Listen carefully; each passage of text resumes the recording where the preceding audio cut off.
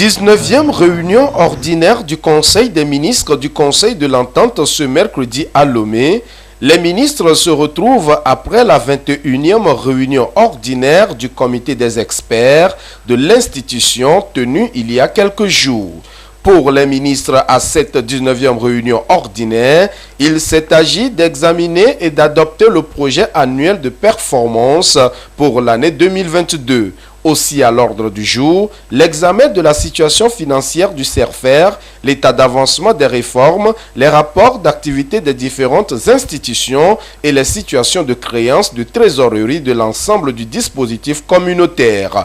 Et c'est le ministre togolais des Affaires étrangères qui a présidé les travaux de la rencontre. Je suis heureux que ces assises nous aient permis une fois encore de faire le point sur nos actions et adresser des recommandations pour la relance de certains de nos projets phares, tels que le programme immobilier, le programme d'électrification à base de sources d'énergie renouvelables, la tour entente d'Abidjan ou encore le mall de Niamey. Avec la crise sanitaire que nous traversons et ses conséquences sur les plans économiques et sociaux, les idéaux et la vision du Conseil de l'Entente demeurent aujourd'hui plus que pertinents. Et il nous appartient, chers collègues, d'en faire des instruments d'intégration performants et de résilience au service de l'épanouissement de chacune de nos populations. Cette 19e réunion ordinaire du Conseil des ministres du Conseil de l'Entente a été marquée par le renouvellement au sommet de l'institution. Patrice Kwame a passé le témoin à Marcel Montano qui devient le nouveau secrétaire exécutif du Conseil de l'Entente. Le SE sortant dresse son bilan. Nous avons pris fonction plus précisément le 2 janvier 2012. Et les chefs d'État nous ont donné une feuille de route. L'institution connaissait une situation de léthargie. Et ils nous ont dit de relancer les activités du Conseil de l'Entente. Nous sommes employés à le faire dans les différents domaines de coopération. Au niveau de la coopération politique, vous avez pu voir que le Conseil de l'Entente participe désormais à l'observation des élections. Donc toutes les élections qui se sont déroulées dans notre espace, le Conseil de l'Entente était présent pour participer à ces élections. Nous avons aussi recommandé aux États de prendre à leur compte les bonnes pratiques. L'une des recommandations que nous avons faites, c'est la décentralisation et l'ouverture de l'espace médiatique dans les différents États. Et ces recommandations ont été suivies. Au niveau de la sécurité, nous avons organisé des ateliers avec la coopération suisse sur la prévention de l'extrémisme violent. Au niveau du développement, le Conseil de l'Entente a travaillé dans ce secteur en faisant des forages pour les populations, en électrifiant des villages par énergie solaire, en construisant des écoles, par exemple à Didové, à Mindové, vous avez une école construite par le Conseil de l'Entente. Et aussi des centres de santé, tels qu'à Falama au Niger. Ensuite, la culture. Le Conseil de l'Entente a soutenu des actions culturelles majeures dans chacun des pays. Il y a eu un grand programme immobilier qui est une ambition du Conseil de l'Entente. Ensuite, le CERFER, qui est une école du Conseil de l'Entente qui est basée ici à Lomé. Le Conseil de l'Entente, à la demande des chefs d'État, est en train de réformer totalement le CERFER pour lui donner plus d'efficacité.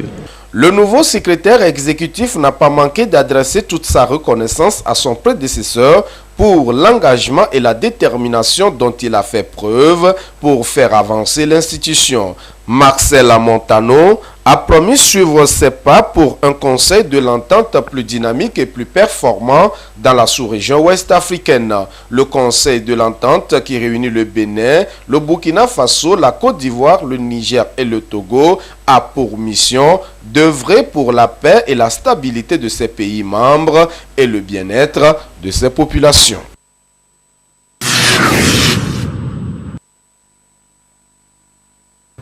Communiqué final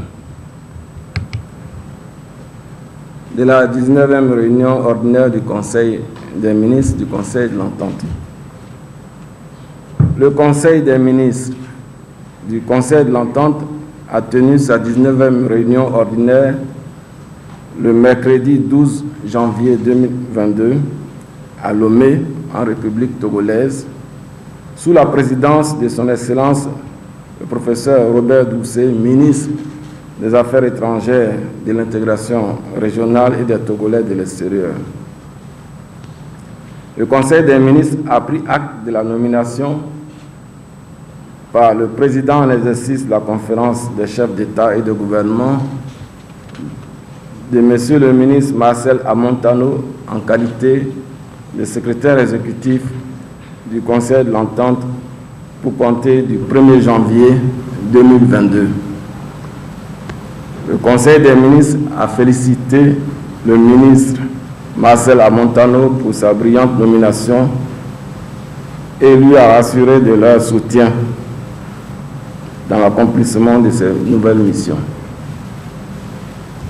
Le Conseil des ministres a rendu un vibrant hommage à M. le ministre Patrice Kwame, secrétaire exécutif sortant, pour son leadership remarquable à la tête de l'organisation depuis la relance de ses activités en 2012. Après examen des points inscrits à son ordre du jour, le Conseil des ministres a approuvé le rapport d'activité du secrétaire exécutif et le rapport du contrôleur financier au 30 septembre 2021. Le Conseil des ministres a adopté le projet annuel de performance PAP 2022 d'un montant de 2,76 milliards de francs CFA, conformément au document de programmation pluriannuelle de dépenses 2020-2022 du Conseil de l'Entente. Il a encouragé le secrétariat exécutif à engager la réflexion pour l'élaboration d'un nouveau plan stratégique 2023-2027, l'actuel plan arrivant à terme en 2022. En ce qui concerne le financement des programmes, le Conseil des ministres a recommandé au secrétaire exécutif d'accélérer l'élaboration de la stratégie mobilisation des ressources assortie d'un plan intégré de mobilisation des ressources afin de mieux coordonner l'ensemble des actions de mobilisation des ressources auprès des partenaires techniques et financiers. Le Conseil des ministres s'est réjoui du bouclage du financement par emprunt bancaire pour la construction de la tour Entente à Abidjan en Côte d'Ivoire avec un apport de 12 milliards de francs CFA de Coris Banque Internationale Côte d'Ivoire, 8 milliards de francs CFA de la Banque nationale d'investissement de la Côte d'Ivoire et 15 milliards de francs CFA de la Banque ouest-africaine de développement.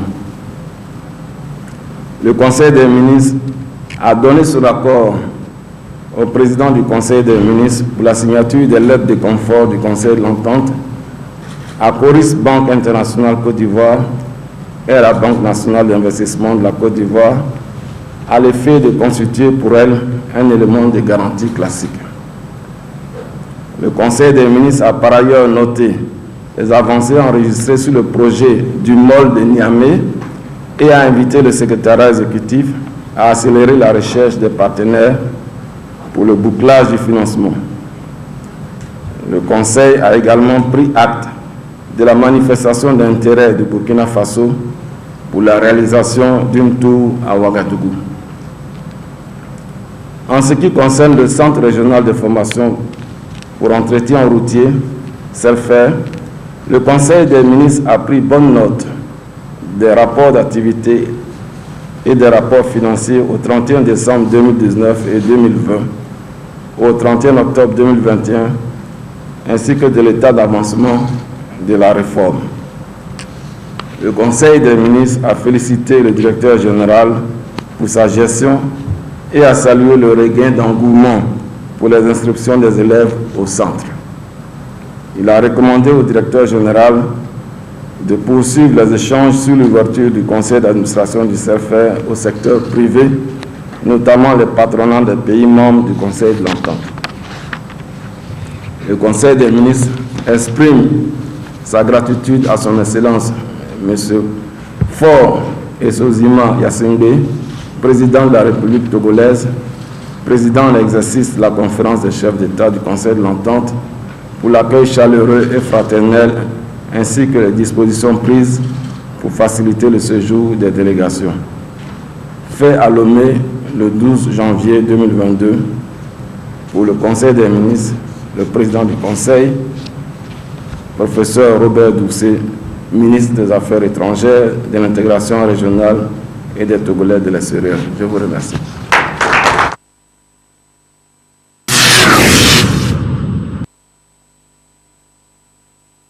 Le panier de la ménagère de plus en plus cher et insupportable pour la plupart des ménages au Togo, une des conséquences de la crise sanitaire liée au Covid-19. Pour soulager un tant soit peu les peines des citoyens, certaines mesures sociales ont été prises par le gouvernement, entre autres le renforcement de contrôle de prix sur le marché et de la garantie de loyer dans la ville de Lomé, l'octroi d'une avance d'1 mois de salaire aux fonctionnaires des secteurs publics et parapublics ainsi qu'aux retraités. Suite à cette décision, l'Association togolaise des consommateurs ATC réagit favorablement. L'ATC a pris acte de ces mesures. Elle encourage le gouvernement à faire plus. Pour le contrôle efficace des prix sur le marché, le numéro vert 8585 a été mis en place tout récemment par le ministère du Commerce. Une décision salutaire dont les avantages sont multiples selon les responsables de l'ATC. Ça permet de signaler directement les pratiques qui entravent la liberté de concurrence. Nous sommes dans un système où les prix sont fixés par l'offre et la demande et que c'est la concurrence qui permet réellement d'avoir les produits au meilleur prix. Mais il se fait que des opérateurs économiques véreux créent des pénuries. Donc avec cette ligne verte, les consommateurs avisés peuvent signaler ces genres de pratiques et permettre en sorte que les services techniques du ministère du Commerce ou des ministères sectoriels concernés puissent agir pour mettre fin à ces pratiques-là. Cela peut permettre d'agir sur les prix des produits que nous avons. Ça permet également, en dénonçant les produits avariés qui sont vendus sur le marché, de protéger le consommateur et la santé du citoyen togolais. Le gouvernement fait des efforts louables pour rehausser le pouvoir d'achat et améliorer les conditions de vie des populations togolaises. Mais il reste à faire. L'Association togolaise des consommateurs formule des doléances. Ces mesures, quoique salutaires, ne permettent pas de soulager totalement le panier de la ménagère.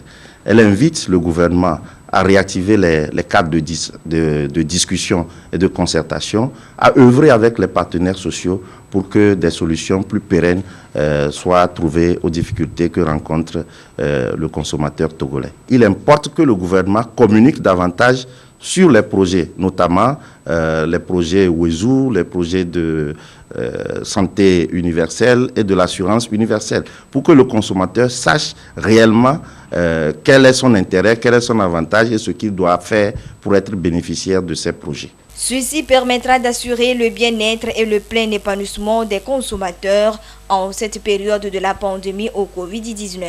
Soulignons que pour mieux servir les consommateurs, un centre d'écoute, d'information et d'assistance a été créé à l'initiative de l'ATC.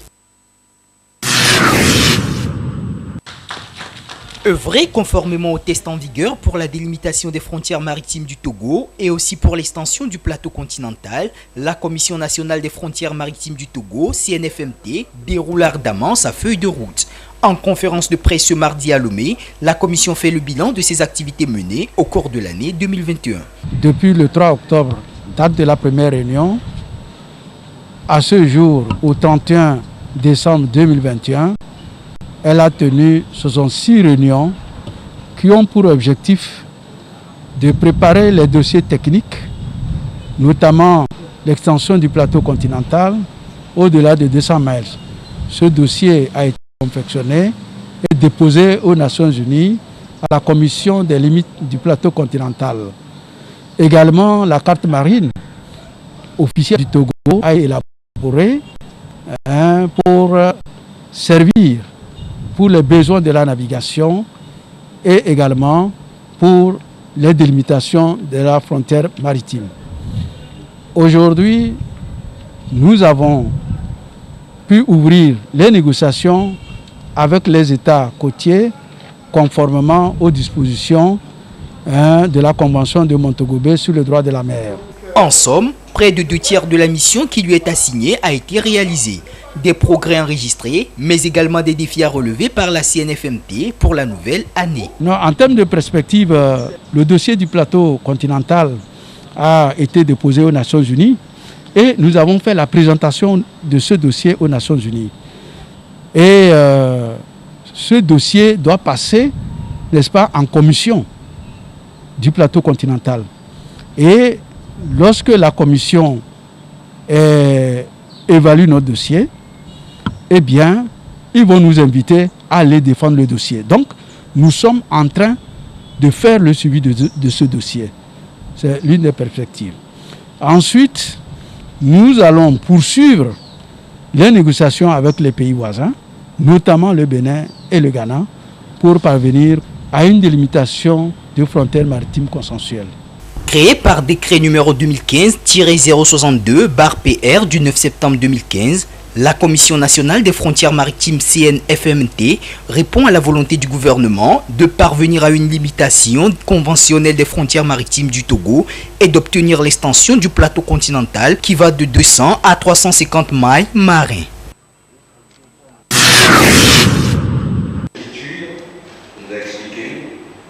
Pour la semaine du 5 au 11 janvier, le Togo a enregistré 2591 nouvelles contaminations liées au Covid-19 avec malheureusement 4 décès. Une légère baisse selon la coordination nationale de la riposte contre la Covid-19 qui invite plus d'un à maintenir le cap dans la lutte contre cette pandémie. Nous avons noté 2591 cas contre environ 3000 la semaine dernière et 2014 la semaine d'avant. Plus le nombre de cas augmente, plus ça risque de toucher les personnes vulnérables qui peuvent développer la forme grave de la maladie et décéder. Aussi, ces cas sont augmentés à 90%, c'est à Lomé, comme nous l'avons dit dans le Grand Lomé, mais aussi dans presque toutes les préfectures, tout en sachant qu'il y a certaines préfectures qui étaient les plus touchées, dont les cas commencent par se normaliser. C'est le cas des préfectures de Tchaoudjor, des préfectures de Kloto, la préfecture des Lacs, et puis aussi c'est le cas de certaines sociétés, notamment la NSCT, la société cotonnière, mais aussi c'est le cas de certains services où il y a une augmentation des cas qui sont en train de s'améliorer. Plus il y a une augmentation de ces cas, plus il y aura des cas d'hospitalisation. Et hospitalisation, qui dit hospitalisation, dit en majorité en réanimation. Actuellement, le nombre de cas au CHR Lomé commune a augmenté. Nous sommes à 32 cas hospitalisés. Et parmi les 32 cas hospitalisés, il y a 14 cas qui sont en réanimation, dont 2 cas critiques. Abordant la question de la vaccination, le coordonnateur s'est réjoui de l'engouement de la population à se faire enrôler. Cependant, les objectifs restent loin pour l'atteinte de l'immunité collective afin de vaincre définitivement le virus. D'où la nécessité de se mobiliser à travers cette vaccination. La vaccination, le nombre total de ceux qui ont eu leur première dose, tout vaccin confondu, tourne autour de 1 403 418, environ 35% de l'objectif des cas à vacciner, ce qui fait quand même un bon chiffre, mais nous devons aller jusqu'à 70%. Pour ceux qui ont eu leur deuxième dose, ils sont autour de 1 47 335, soit un pourcentage de 26% de l'objectif. Et ceux qui ont eu leur dose de rappel, que vous appelez communément troisième dose, tournent autour de 10 000 actuellement. Au total, pour ce qui est des vaccins, il y a 2 460 601 vaccins qui ont été délivrés à la population. Et nous avons des réserves de vaccins aussi qui tournent autour au plus de 2 millions qui sont en réserve qu'on peut encore utiliser. Et c'est pour cela que nous appelons ceux qui ne sont pas encore vaccinés d'aller se faire vacciner rapidement pour qu'on puisse reprendre les activités. Vu l'évolution de la maladie dans notre pays, les activités et les manifestations sont soumises à une autorisation. La CNGR invite les populations au respect des mesures barrières et restrictives. Nous devons vivre avec le virus et nous devons adapter nos activités pour vivre avec le virus et ne pas transmettre ce virus-là. Et c'est avec ça que nous arriverons à bout de cette pandémie. Vaccinons-nous, respectons les mesures barrières, portons les masques, lavons-nous les mains, respectons la distanciation et évitons tout regroupement pouvant transmettre la maladie. Et surtout, ceux qui ne respectent pas du tout les boîtes de nuit, les bars dans lesquels on fait le dancing, et j'en passe. La lutte contre le Covid-19 est une affaire de tous. Le colonel Djibril Mohamed a par ailleurs invité les populations à une prise de conscience vis-à-vis de la maladie tout en adoptant des comportements responsables et visant à barrer la route à cette pandémie dans notre pays.